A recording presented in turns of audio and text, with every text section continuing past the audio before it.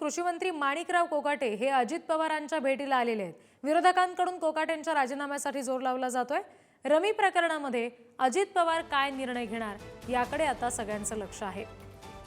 प्रचंड मोठी टीका माणिकराव कोकाटे यांच्यावर झाली। त्यांची वादग्रस्त वक्तव्य किंवा रमी खेळतानाचा त्यांचा सभागृहातला व्हिडिओ समोर येणे या सगळ्यावरून प्रचंड मोठ्या रोषाला त्यांना सामोरं जावं लागलं। थेट त्यांच्या राजीनाम्याची मागणी जोर धरायला लागली आणि आता कृषी मंत्री माणिकराव कोकाटे अजित पवारांच्या भेटीला आलेले आहेत।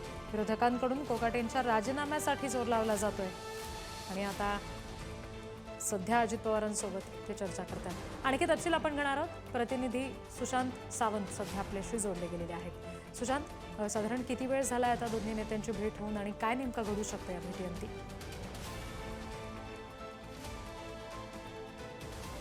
जर बघितलं असेल तर मागील काही दिवसांपासून कृषी मंत्री माणिकराव कोकाटे अडचणीत आहेत। मग विधिमंडळातील त्यांचा रमी खेळतानाचा व्हिडिओ असेल किंवा त्यांनी जे वक्तव्य केलं शेतकऱ्यांवरून त्यावरून माणिकराव कोकाटे अडचणीत आहेत। त्यांच्या राजीनाम्याची मागणी विरोधक करत आहेत।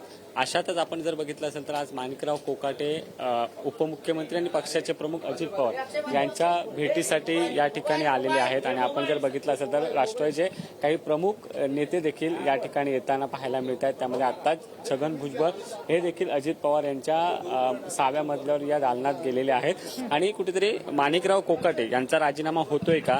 कारण ज्या पद्धतीने विरोधक आक्रमक आहेत, माणिकराव कोकाटेंच्या राजीनाम्याची मागणी करतायत।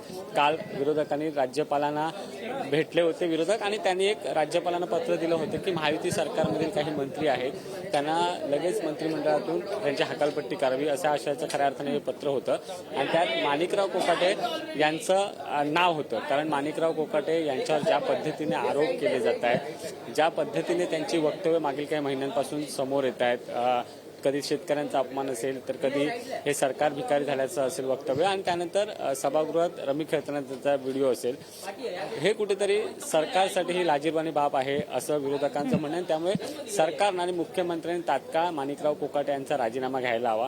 अर्थात माणिकराव कोकाटे पक्षाचे प्रमुख अजित पवार यांच्या भेटीला आलेत। आता अजित पवार त्यांना काय समज देत आहेत, ते अजित पवार यांच्याकडे राजीनामा देत आहेत का हे बघणं महत्त्वाचं असणार आहे। कारण आपण पाहिलं असेल तर याआधी देखील अजित पवार यांचे एक मंत्री अडचणीत आले होते आणि त्यांना राजीनामा द्यावा लागला। मंत्रिपदावरून त्यांना पाय उतारावं लागलं, ते धनंजय मुंडे होते आणि त्यानंतर अजित पवार यांच्या राष्ट्रवादीचे हे दुसरे मंत्री आहेत जे अडचणीत आलेले आहेत आणि आता अजित पवार यांचा राजीनामा घेणार, त्यांना राजीनामा द्यायला भाग पाडणार की त्यांचं खातं बदललं जाणार हे बघणं तितकंच महत्त्वाचं ठरणार आहे। रिद्धी सुशांत, त्याच्यामुळे आता पुढे या सगळ्यामध्ये काय घडतंय, काय घडामोडी होत आहेत याचा तपशील तुमच्याकडून घेऊ। सध्या धन्यवाद दिलेल्या माहितीसाठी।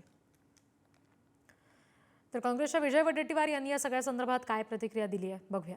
तिजा आता त्याने पुन्हा काय बनायचं आहे मला माहीत नाही, पण कोकाटेंचं असो किंवा हे जे काही डागी मंत्री आहेत त्यांच्या संदर्भात जर सरकारने निर्णय घेतला नाही तर या सरकारची काम करण्याची पद्धत ही बेईमानीची आहे आणि सरकारच बेईमान आहे, सरकारच नालायक आहे अशा प्रकारचा एक शिक्का लागला जाईल आणि त्यांच्यावर वाटल्यास नाही तर मग कसं काढायचं नसेल तर गोमूत्र त्यांच्यावर शिंपडून टाका म्हणजे शुद्ध होतील। तर आपण बघितलं वडेट्टीवार यांनी नेमकी काय या सगळ्या संदर्भात प्रतिक्रिया दिली ती। आता सध्या माणिकराव कोकाटे हे अजित पवारांच्या भेटीसाठी आलेत। अगदी काही क्षणापूर्वी छगन भुजबळ सुद्धा इथे पोहोचलेले आहेत।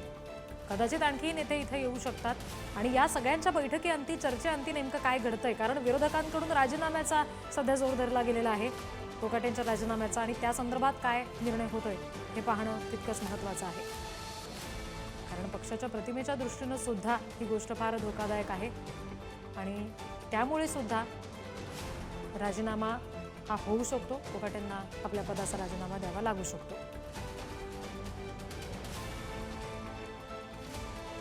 या सगळ्या संदर्भात खासदार सुप्रिया सुळे काय म्हणाल्यात तेही बघूया।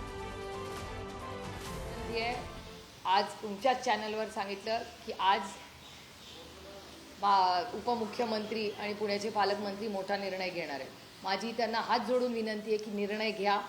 जो माणूस महाराष्ट्राच्या सरकारला भिकारी म्हणतो, शेतकऱ्यांना भिकारी म्हणतो, असा माणसांनी महाराष्ट्राच्या सरकारमध्ये असूच नाही। म्हणजे इतके दिवस माननीय मुख्यमंत्र्यांनी आणि दोन्ही उपमुख्यमंत्र्यांनी सहनच कसं केलं हा अपमान, हा अपमान तुमचा आणि माझा फक्त नाही आहे, हा महाराष्ट्राच्या सरकारचा अपमान आहे, हा महाराष्ट्रातल्या कष्ट करणाऱ्या शेतकऱ्यांचा अपमान आहे. भिकारी म्हणता तुम्ही त्यांना. आणि तुम्हाला त्यांना कदाचित हे सोपं वाटत असेल, पण तुम्हाला माहिती आहे की कैलासवासी यशवंतराव चव्हाणांनी जेव्हा या महाराष्ट्राचा मंगल कलश आणला, हुतात्म्यांनी एवढं मोठं त्यांचं प्राण बलिदान दिलं, एवढा मोठा त्याग केल्यावर महाराष्ट्र स्थापन झाला, आणि त्या महाराष्ट्राच्या स्वाभिमानी मराठी माणसाला हे भिकारी म्हणतात. कोण समजतात स्वतःला? मंत्री आहात म्हणून काही बोलाल? त्यांचा राजीनामा झालाच पाहिजे. आणि पहिली नाहीये, इज अ फ्रिक्वेंट. सातत्याने माणूस चुका कसं करतं, पहिली चूक दुसरी चूक मी समजू शकते. अजितदादांनी तंबी दिली तरी तिसरी चौथी पाचवी चूक होते. चूक ही पहिल्यांदा दुसऱ्यांदा माफ होऊ शकते, एकदाच खरं माफ होऊ शकते, दुसऱ्यांदा तिसऱ्यांदा तो चॉईस असतो आपला. आणि अजितदादांनी वारंवार सांगूनही माणिकराव कोकाटे चुका करतात. त्याचा अर्थ काय काढायचा आम्ही? की महाराष्ट्राचा अपमान केला आणि तुम्ही मंत्री झाले राज्याचे? नाही चलेगा ये सब. राज्याचा अपमान करणारे आणि शेतकऱ्यांचा अपमान करणारे मंत्री राज्य सरकारच्या मंत्रिमंडळात नकोच. त्यामुळे अजित पवार जर आज निर्णय घेणार असतील तर तो लवकरात लवकर त्यांनी घ्यावा, योग्य निर्णय घ्यावा, असं खासदार सुप्रिया सुळे यांनीही म्हटलं.